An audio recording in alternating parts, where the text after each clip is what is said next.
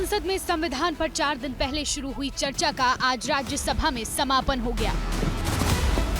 इंदिरा जी और कांग्रेस पार्टी ने संविधान पर राज्यसभा में पक्ष और विपक्ष के तमाम सांसदों के बाद केंद्रीय गृह मंत्री अमित शाह ने संविधान पर अपनी राय रखने के लिए खड़े होते ही विपक्ष की ओर से संविधान बदलने वाले आरोप पर बिना नाम लिए राहुल गांधी को घेर लिया। अभी कुछ राजनेता आए हैं, 54 साल की आयु में अपने आप को युवा कहते हैं और ये घूमते रहते हैं, संविधान बदल देंगे, संविधान बदल देंगे, संविधान बदल देंगे। मैं उनको समझाना चाहता हूं कि संविधान बदलने का प्रोविजन, संविधान के प्रावधानों का बदलने का प्रोविजन अनुच्छेद 368 के अंदर संविधान में ही है। अमित शाह ने देश की आजादी के 75 साल में बीजेपी और कांग्रेस के कार्यकाल में हुए संविधान संशोधनों की संख्या बताते हुए कांग्रेस के दौर में हुए संविधान संशोधनों की नीयत पर सवाल उठा दिया। 16 साल हमने शासन किया, 16 साल में हमने 22 बार संविधान बदला, संविधान के अंदर परिवर्तन की, और कांग्रेस ने 55 साल करा और 55 साल में 77 परिवर्तन कांग्रेस ने भी किए, कांग्रेस के शासन में भी हुए।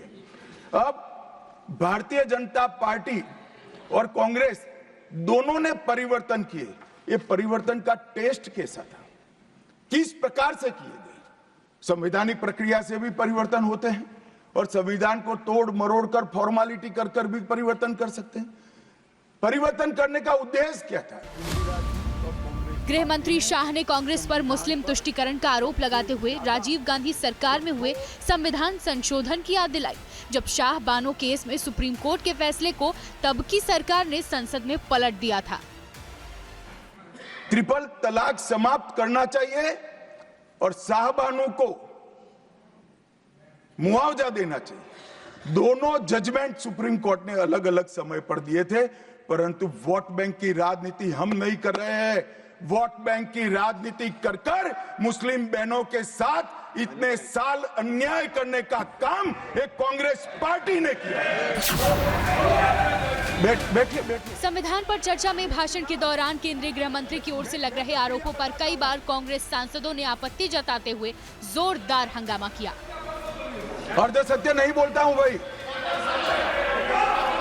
एक सेकंड। दोनों सदन में जब तक भाजपा का एक भी सदस्य है, धर्म के आधार पर आरक्षण हम नहीं होने देंगे। संसद में संविधान पर शुक्रवार को लोकसभा से चर्चा की शुरुआत हुई, जिसका अंत राज्यसभा में हुआ। पूरी चर्चा के दौरान कई बार नेहरू और इंदिरा गांधी के शासनकाल में हुए बदलावों और इमरजेंसी का जिक्र आया। कांग्रेस और बीजेपी दोनों ने एक दूसरे पर संविधान और उनकी मूल भावना में बदलाव करने के आरोप लगाए।